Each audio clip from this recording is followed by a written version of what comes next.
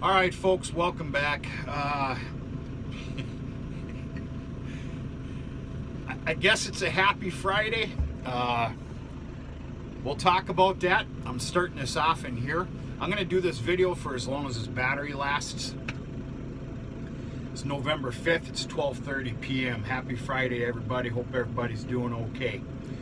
All right, what I'm doing here is I'm going after fall fertilizer, fall potash on what I'm going to call my pure alfalfa land.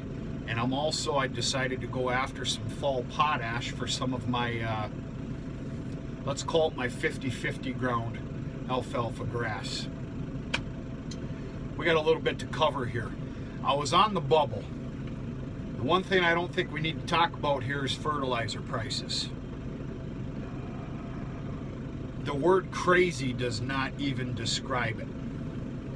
I'm going to give you my ill-educated 10 cents on the whole damn thing, and I'm going to show you what I have in this buggy. I was on the bubble about even doing fall fertilizer this year, potash, or even P&K to pasture ground, which I took that on for the first time last year, fall fertilizer. I never even thought about doing something like that. I took it on last year. We'll call it a test. And I tell you what, with Mother Nature's help, it turned out to be an absolute stellar decision. Well, I was on the bubble about it this year because of the prices of fertilizer, in particular potash.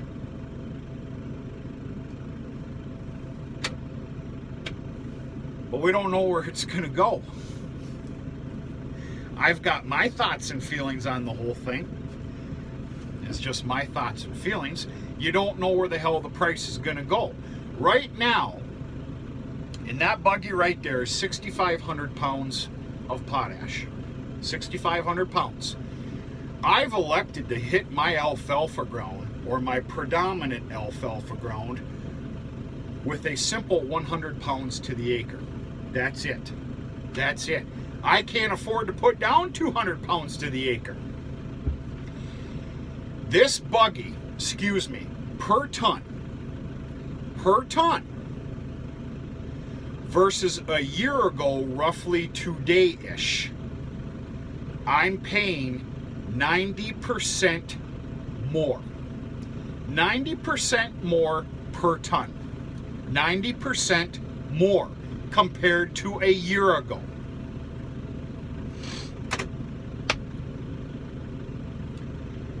It ought to be illegal how something can fluctuate like that. It's like the price of plywood and tarps when a hurricane's coming down south. Terrible analogy right there, but it's insane. 90% greater in price than 1 year ago, roughly today-ish. Before we step out and I show you what I got in there, my 2 cents is this. Number one. Now I'm going to talk like this because of where I'm from. Most of our potash up here, and I'll only assume for a lot of other people in the upper Midwest and the Northern Territories, all that other stuff, comes from Canada. And I'm going to tell you a real ugly story too. The reason for the hike in price for this potash, some of you are going to roll your eyes, some of you probably already know this, it's retaliation. Retaliation for shutting down the Keystone Pipeline. Do you know what that cost Canada? I'm going to say something here. Maybe I should be slapped. I don't know. Do you blame them? Do you blame them? Do you know what they had riding on that thing? Do you know what they had invested into it? It's retaliation and pricing for shutting down the Keystone Pipeline. Period. End of story. Period. And I got to be honest with you, as frustrated as my checkbook is, I don't blame them. I can't believe I just said that. I don't, though. I don't blame them. I'm going to tell you, an awful story here. From the normal plant distributor, let's put it that way, from our neighbors to the north up in Canada,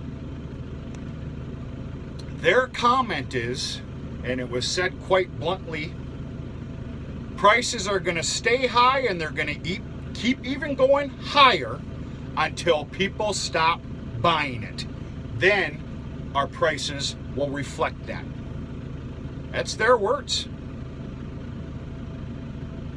That's not my assumed words. Those are true words right there. And quite frankly, it's retaliation for shutting down the pipeline.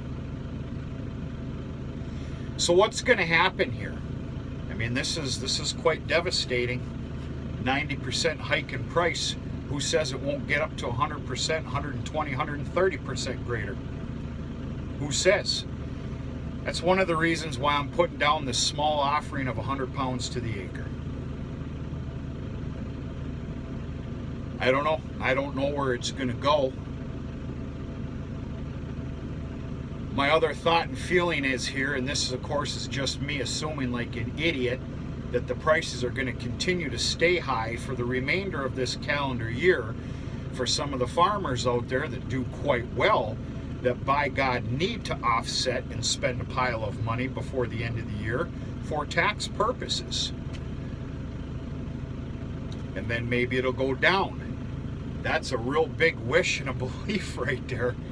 But I can't put down my normal 200 pounds to the acre, so I'm putting down my 100 pounds just for a small bit of security, I guess we'll call it. I guess. I don't know. This is one of my, what I used to call, pure grounds of alfalfa. I'm going to keep treating this like a pure stand of alfalfa until next year. We'll see what it looks like. The deer have absolutely decimated the southern half of this 18 and a half acres or so. Absolutely just destroyed it. So, what do we got here? Some of you might be cringing right now and say, Ben, you stupid son of a gun, you're putting down urea. No, folks, this is white in color potash, and this comes from Russia. Comes from Russia. I want you to think about that. Think about that now. All the shipping, the boats, the trucking, everything else, the ports, you name it. It's almost $100 cheaper per ton of potash that comes from Russia than it is that comes from Canada. Again, I'm not here to blast Canada. I mean, I wish you'd kind of take it easy on us. Once again, I can't believe I'm saying it. I get it. I get it. I get it. 100 pounds to the acre. I'm covering 65 acres of ground. Not all of it is what I consider my pure alfalfa, which, you know, but like the grassy alfalfa field that's right there, which, by the way, this coming year, 2022, is the last year that's going to be baled. I made my mind up. That's going to be moldboard plowed next fall. That's going to be corn ground for 2023. Potash comes in at 70 pounds to the cubic foot. I'm putting down 101 pounds to the acre. I need to be on setting 2, which I am. Not a lot, but it's a small offering.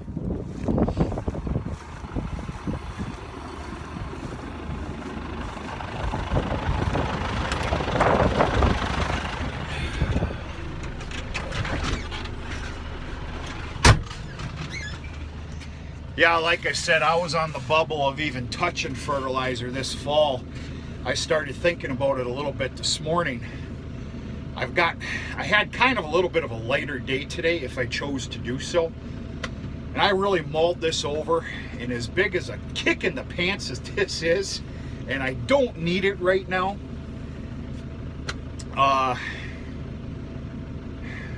Well, we'll just see what happens. We'll see what happens. I don't know. What else we got going on here?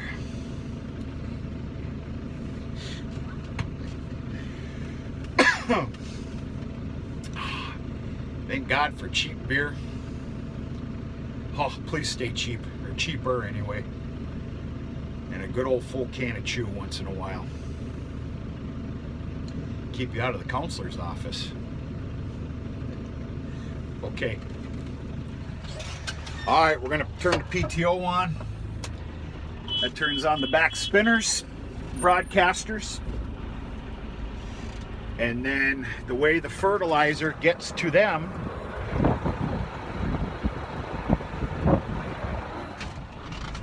is a ground-driven apron at the bottom. I want to get up to my 540 speed, which of course is about 2100 RPMs on this tractor anyway.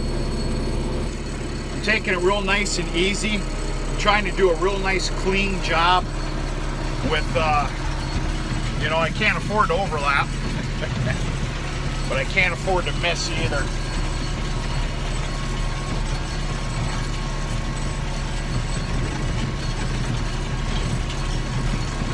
So yeah, I mean, a lot of people can say, well, the price of fertilizer is because of the price of fuel. And then of course it's all because of shutting down that pipeline. If you want to argue with that, go ahead. It's going to fall on deaf ears. We'll see what happens. Keep the hope, keep the faith, keep working hard. I know I did a lot of complaining there. It's just frustration. Frustration. Keep working hard.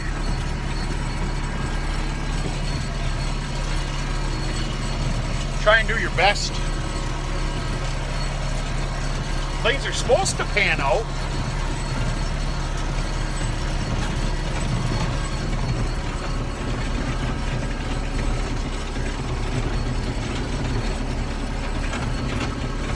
Enough about that business right now. Hunting season's coming up here. You know, November 15th. That's one of Dad's blinds that he sets out there. There's another high-rise blind up over there. I don't know if you can see that or not. I've been kind of minding my business here in the evenings. And, you know, I got a lot of nephews that are getting of age now for, you know, hunting, especially hunting on their own.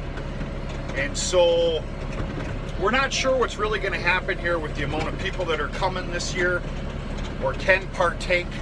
But I opted to pick up a couple of cheaper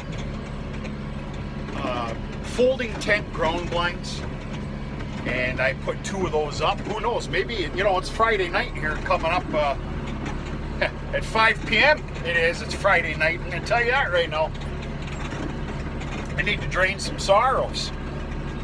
Maybe we'll grab a couple of brewskis and we'll go for a little ride on some property that I now have hunting rights to. You know, I farm it and gain hunting rights to it, which I'm really happy about. Maybe we'll go for a ride. I'll show you what I did. Just a couple nice little ground blinds put up, one on each side of the valley, if that's the way you want to say it. Nice and safe, and in the event a place is needed. Other than that, that's about all I got, folks. It's a beautiful, beautiful day here. It is drier than I don't know what. We haven't seen moisture for quite some time. Make sure my lines are all right here. That's it. It's kind of all over the place here. We're going to talk to you sooner than later.